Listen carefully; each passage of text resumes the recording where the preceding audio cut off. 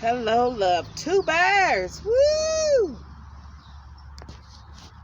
Folks was mowing the grass. I had to wait till they stopped. I'm out here looking at the birds. 1, 2, 3, 4, 5, 6, and then one just flew away. It's nice out here. It's very nice. Oh, there's another one. Nice and peaceful.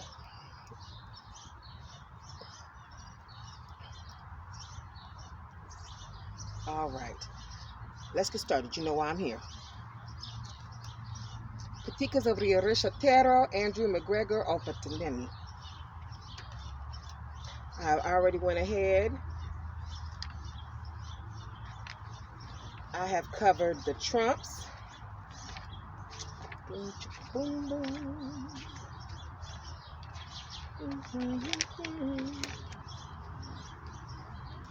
Oh, that shows up real good. Covered the trumps. I have covered the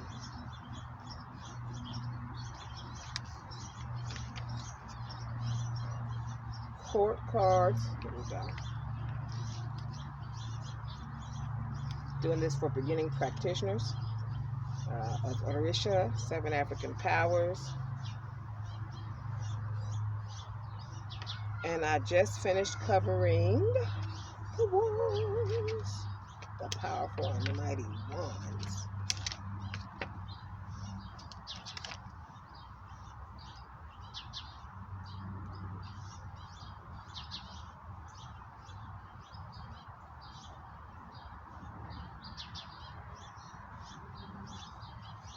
All right.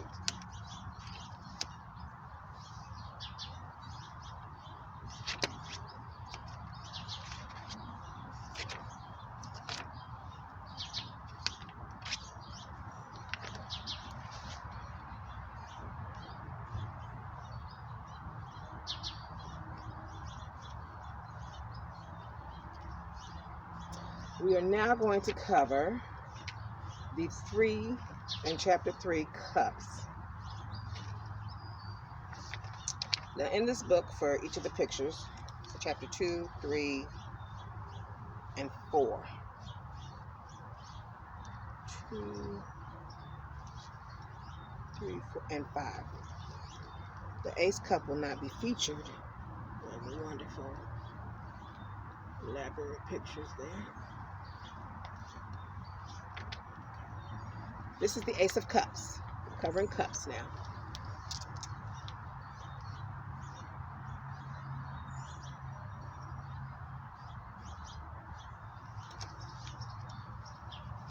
The Ace of Cups is a card of great emotional and spiritual depth. It is the arrival of spirit in the world. In some decks, it can be seen as the act of connecting through sacraments. It embodies some of the mysteries of how spirit, matter, and life interact. No one but Olokun knows what lives at the bottom of the ocean.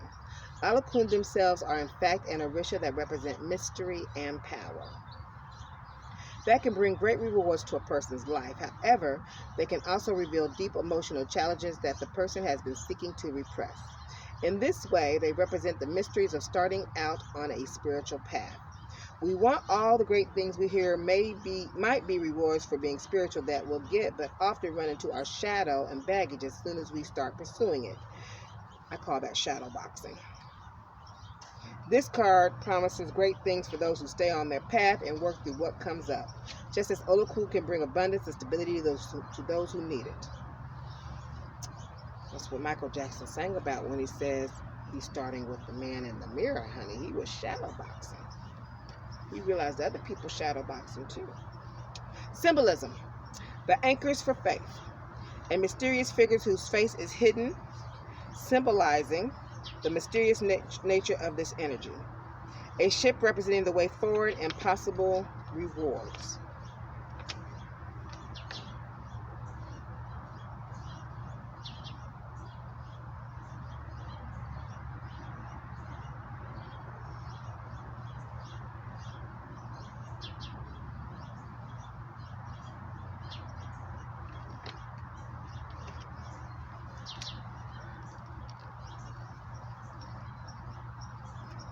They didn't mention this wonderful treasure box here, but here is the ship. And then you see the anchor. Ace of Cups. Divining. When the Ace of Cups shows up, this person is able to accomplish many things. What they need most is a spiritual connection and healing. Without this, their lives will resemble the tides going in and out but not getting anywhere. It is tricky to highlight people's unconscious issues, so proceed gently. Ask questions instead of making statements. If the person does not pick up on what you are getting at, let it rest. They are not ready yet, but will return again and again until they are. Spiritual growth. Prosperity from other places. Old issues resurfacing. Solutions. Do not be curious. Accept your limits. Make offerings at a large body of water. Act with faith. Two of Cups. There she goes with that maraca. Yes, ma'am. In this card, we find love. A deep, reciprocal, emotional caretaking and enjoyment between the people involved. It speaks of connections that are playful, open, honest, and joyful. Here we see a devotee make an offering. They kneel to be closer to the offering as if to be closer to a lover. As they shake the rattle and pray, they ask honestly for what they need, and the Orisha draw closer to hear what their beloved needs. Practicing the Orisha traditions is often tremendously inconvenient. Yes, it requires a lot of work. It requires elements that are uncommon in the diaspora, many of which might not be easy to get outside of West Africa or tropical climates. Part of the act of devotion is the effort it takes to find the right fruit or prepare a specific meal or offering. In this card, the person has made a lamp out of a kind of specific squash. These days, the lamps have been largely replaced by candles, which are a European introduction.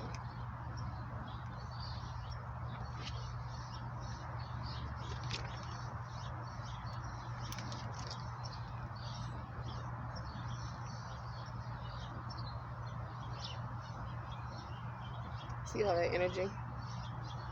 All right. Symbolism. The lightning symbol of Shango showing the Orisha arrival. A beaded rabbit rattle to call the Orisha. Rattle, dance, singing, drumming, clapping, like you in church, to call it. An offering that speaks of both the need and the devotion shown in making it. Divining. While the Orisha may choose to help anyone like people, they often are swifter for those who show care and devotion for them. Here we find the power of reciprocal relationships when approaching the Orisha. Many people often take a transactional approach, like they can buy what they want. Gifts from a loving person or spirit, a long-lasting relationship, asking for what you need, the rewards for past good deeds, solutions. I'm going to wrap this up and push pause. Make time to speak to the spirits often. Make things the traditional way. Ask spirit what they want.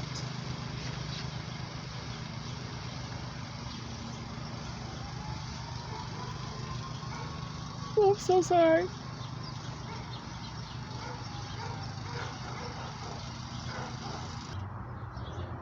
I believe he's done mowing. All right. I went ahead and oiled down because the mosquitoes was tearing my butt up, honey. Three of Cups.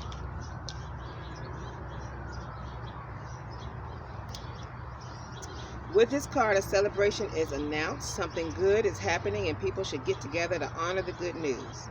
Food, drink, and laughter are important parts of bringing people closer together and building community. At many important ceremonies,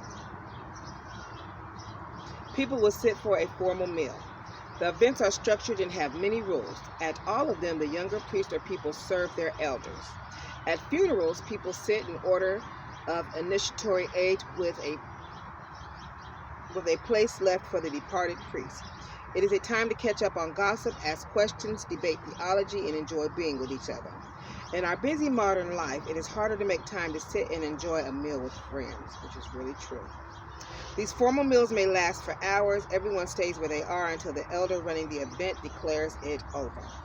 Symbolism.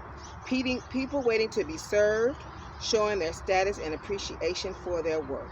Someone serves their elder, showing humility and appreciation for their effort. So nice. That looks like a lovely salad.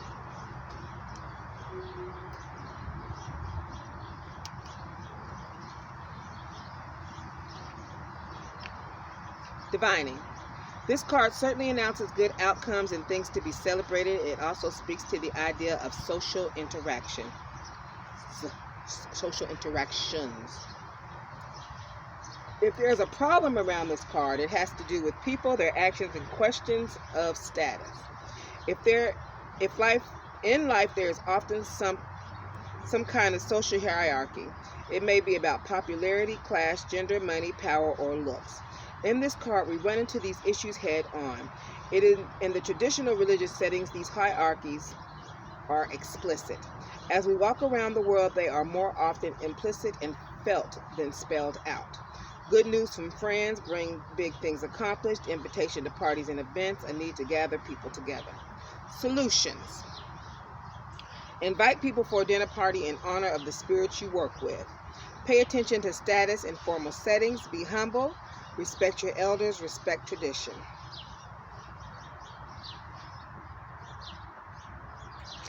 Oh, this is awesome.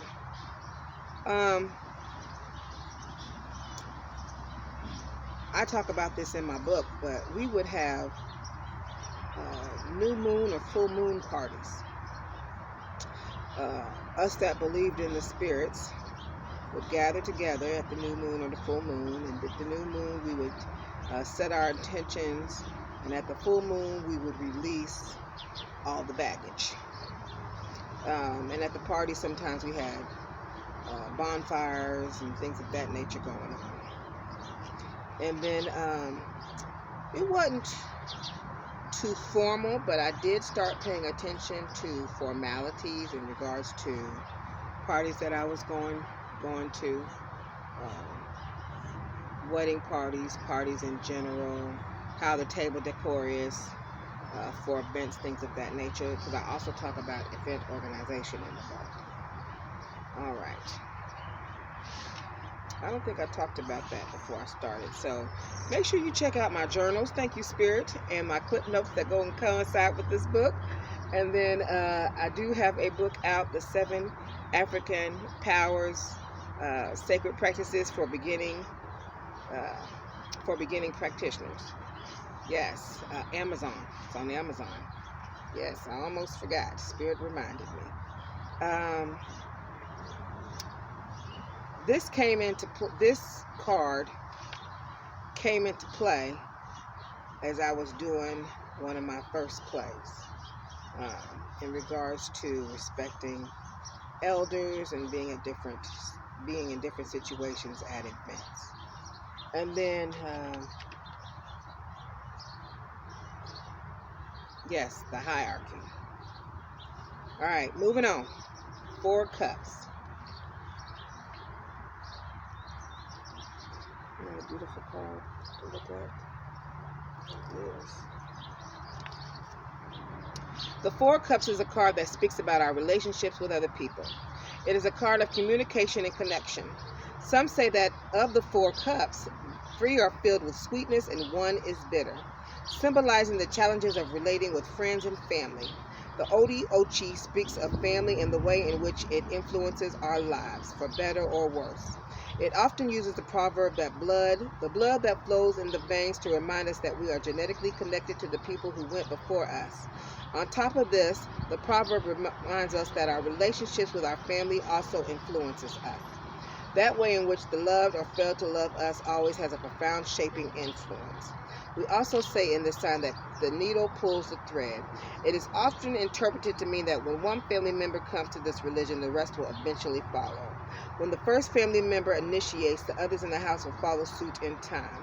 In this way, we also end up talking about the way in which the family remains interconnected as time continues its way forward.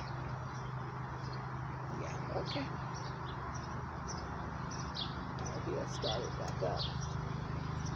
I wonder if he's coming anywhere near this. You know what my dad said the other day? He said, no, Mama said, I ain't never known the neighbor to cut his grass this much before. Is that right? Symbolism. The veins of our life's blood, a stream of people in the veins symbolizing our ancestry, a needle pulling thread symbolizing the ongoing connection with the family, the mother with baby in womb highlighting the mother's predominant influence in this card. There's the needle and the thread. There's the baby in the womb. And then the folks over here. Yes.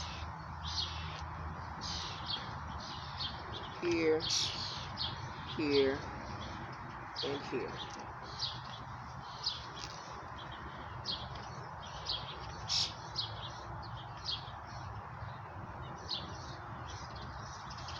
That's what he talks about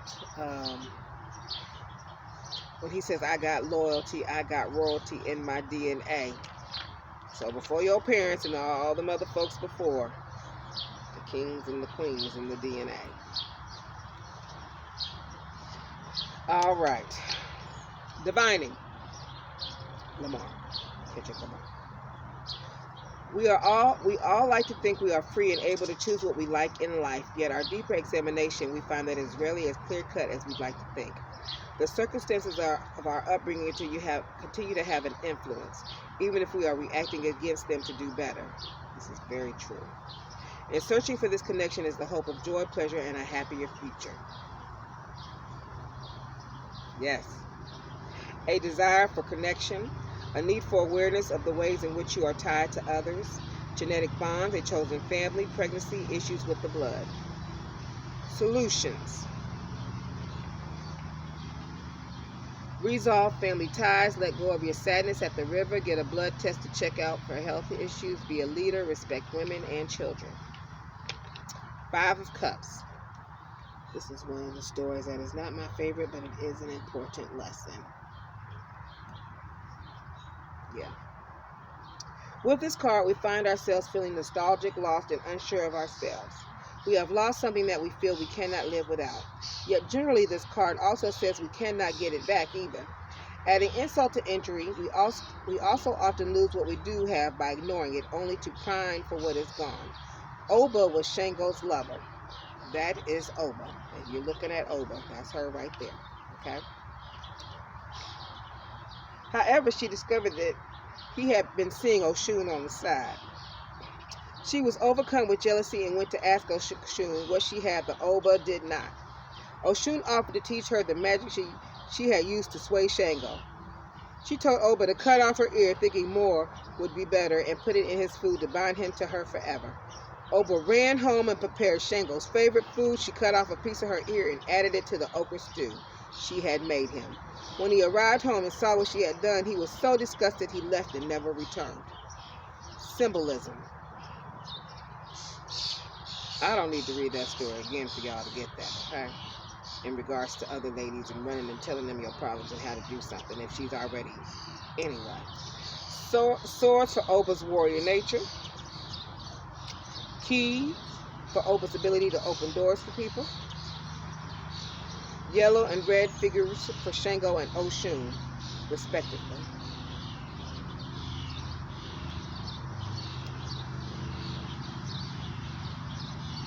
Swords, keys, soup, ear, Oshun and Shango. Here in the bottom. Very little.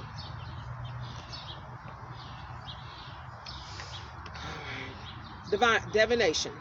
It's a fine line between working on things and being moved by desperation. The more we grasp at the things that are failing, the more we will suffer. This is true for all situations in our life, not just love. Ask yourself if it is time to let it go and walk away. An embarrassing situation, despair at never finding anything as good as what was lost, relationship issues around commitment or fidelity. The past is ruining the present and future. Think I better let it go. Let it go. Let it go, girl. What did Fantasia say? If you don't want me, then don't talk to me. Go ahead and free yourself. Okay? Free. Let them go. Bye. There's lots of fish in the sea. Amen. Solutions. Focus on what you have, not what you have lost. Actually, he lost you. If you have left someone or somewhere, do not go back. It sounds like another Bible story. Do not drink. Don't chase what is running away from you. Do not try and regain what is lost. Do not hurt yourself for others. Be mindful of people manipulating your emotions. Look toward what you do have. Find something to be grateful for. Yes, indeed. 6 of Cups.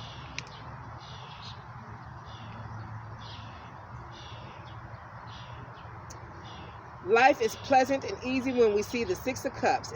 I need the 6 of Cups right now, okay? It speaks of the good things that make life enjoyable on a daily level.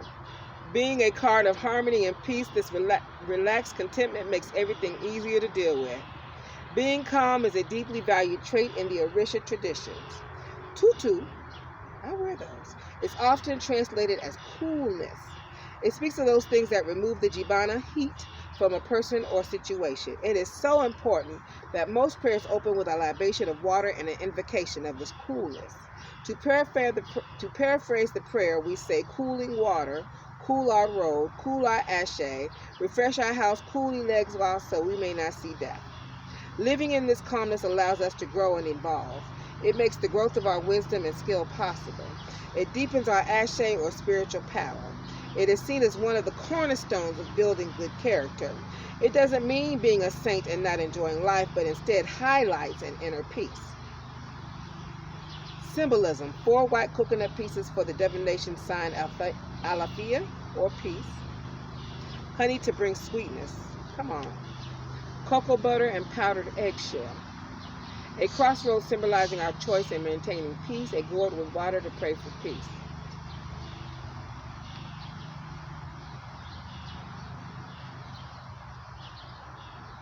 I need to get some honey.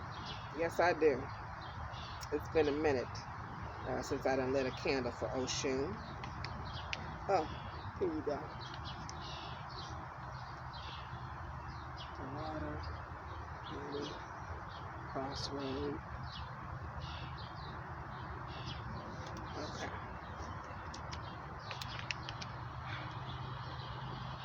Divining. Life is to be enjoyed, and this person needs to explore what is getting in the way of that. Sometimes it is an external situation that needs to be changed, like getting a new job. Other times it is our expectation and emotional habits that need to be changed. There's that mirror again. Are we expecting everything to be over the top wonderful? Is our pessimism souring life? A good time that should be enjoyed. Simple pleasures that can ease the heart and mind. A need for rest and ease amidst the busyness of life, spiritual growth, and peace. Solutions. Make a simple routine you can enjoy. I just did that the other day. Pray to Obatala, wear white, do not argue. 7 of Cups.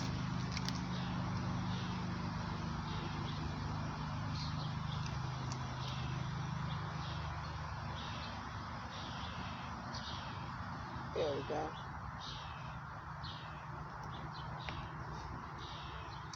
In the 7 of Cups, we run into problems of perceptions and ambiguity. Things are really what they seem, and what we find when we choose our cup is really what we thought. It is a card of illusions and the emotional fallout that comes when realizing we've been duped. In the Odu Irasun, we encounter the proverb, and that is spelled O-D-U and then I-R-O-S-U-N. We encounter the proverb. The hole is dug. It is a simple saying with deep ramifications.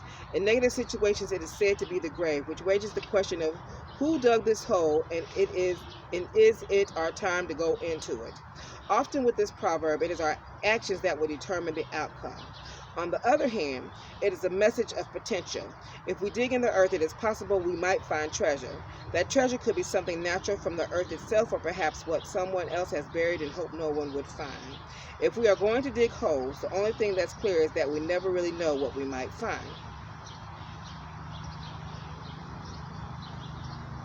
Oh, I better hurry. My battery's running low. With this card, we also find both treasure and loss at the same time, leaving us to wonder if it was worth the cost. Symbolism. The hole which we cannot see at the bottom of, the dirt which could fill the hole, a shovel left behind, and mystery.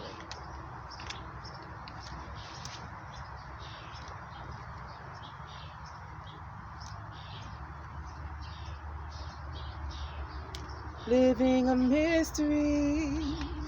Hold on. Hold on. All right. 8 of Cups.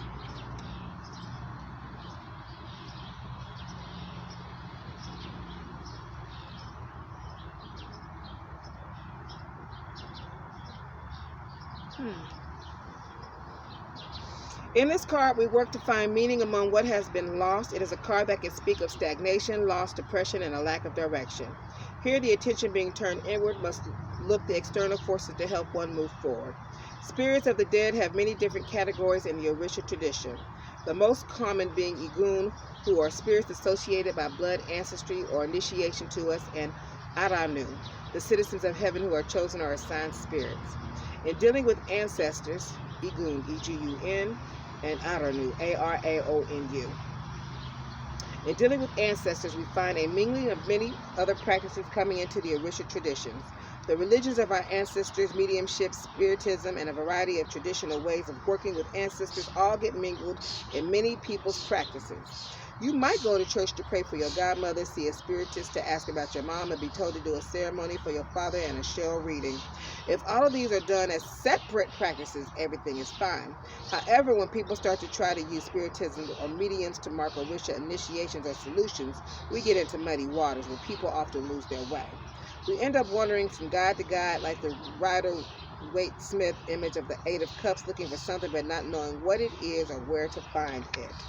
Do not mix religions. Symbolisms. Cup holding traditional Igun offerings in front of a tree with a stick used to call them.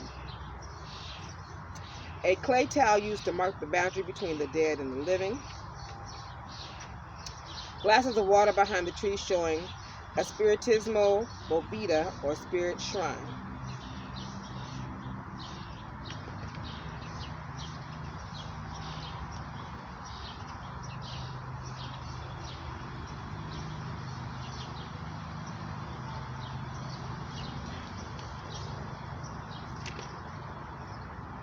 Divining. When we see the 8 of Cups, we need to ask what the person's needs.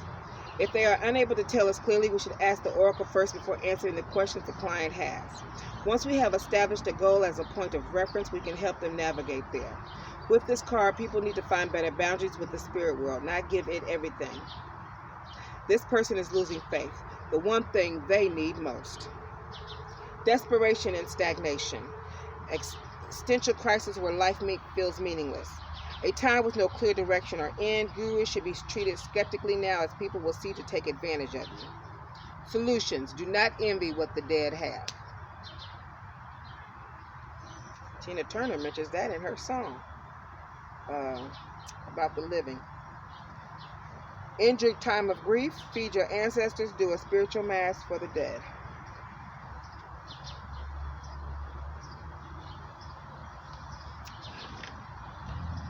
Wait a minute. 9 of Cups. There we go.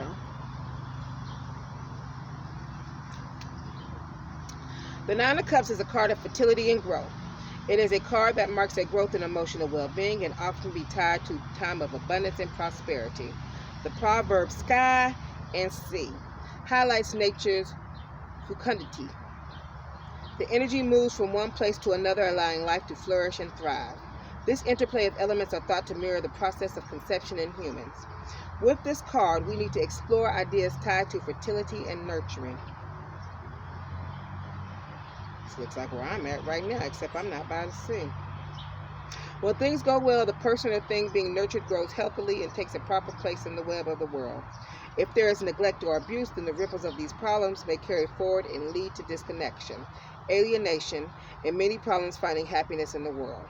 When we are talking symbolically about a project, job, or other venture, it is important to think about this proverb. No one part of nature is disconnected from the world, just as we are connected to friends, family, co-workers, and even adversaries. Tending to this web of connection is integral to finding happiness and success. Symbolism, sky and sea, both of which I love looking at. If it's a sea, I love being in it. An animal at home in each environment, the sun sustaining it all. The trees bridging all three areas from root to leaf. Look at that, beautiful in nature. We got the fish, we got the deer, we got the bird, we have the, I've got to remember, yes, amen. Okay, I'm a work in progress. Divining. The card speaks of increasing happiness and good outcomes. The more attention is put on holistic or interwoven models of growth, that better things will go. If the person becomes selfish or greedy, much, if not at all, could be lost. When things are great, it is easy to avoid anything negative, yet even things that are a problem must be thought of as a part of the success here. Enjoy your life. Notice where you have friction and tend to it. One area of life is thriving. How are the others? It isn't about predator and prey. It is about interconnection. Solutions. Sit in nature. Take a break to enjoy life. Thank those that got you there. Honor your enemies. 10 of Cups. Woo, woo.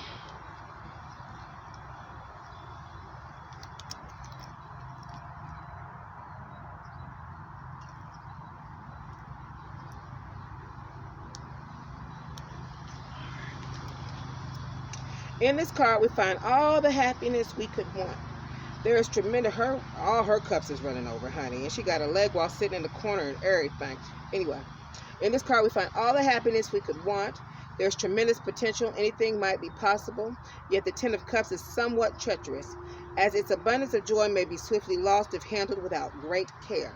When the citizens of heaven decided it's time to incarnate again, they asked permission to return. They then go to see Ajala, whose job is to craft the Ori, destiny for those who will be born. Unfortunately, these destinies are sealed inside a gourd, so no one knows what they are choosing. If one is lucky, life will be wonderful. If not, it could be quite hard. For those who have cultivated a good relationship with Elegua, he may offer a nudge toward a more enjoyable Ori. After choosing, the person returns to the Creator, who breathes them into a body at birth. Life is always a mix of free will, destiny, and luck. Our attitude, resilience, and fortitude greatly affect your ability to find happiness and keep it. Life is full of possibilities, but like the sealed gourd of our destiny, it is also full of uncertainty. Symbolism, a soul choosing their destiny. Elegua under the table secretly offering advice. The world for all the possibilities, light for the breath of the Creator that returns the soul to a body.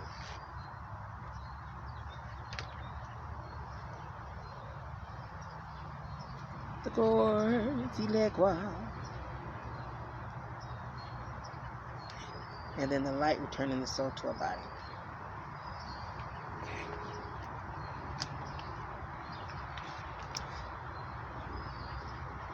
Divining.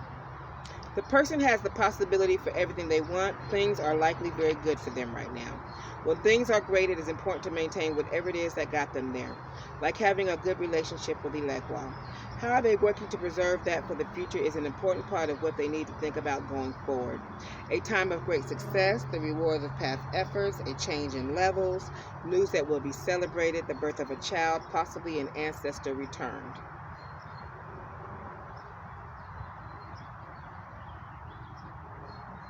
Solutions. Make offering to Elegua. Plan long term. Save for a rainy day. Expect the unexpected. Yay! We are halfway there, y'all. More than halfway. We have made it through the cups. Yes. Excellent job. I'm so proud of you. Thank you for being here. Give yourself a round of applause for getting it this far. And I thank you for tuning in and wanting to expand your spirituality learning. If you are not subscribed yet, please hit the subscribe and like button. And then again, I do have journals, cliff notes, and books. And then I look forward to seeing you for swords and disconnects. Or pentacles. You can call them pentacles, whichever one's comfortable for you. And have a wonderful rest of your evening.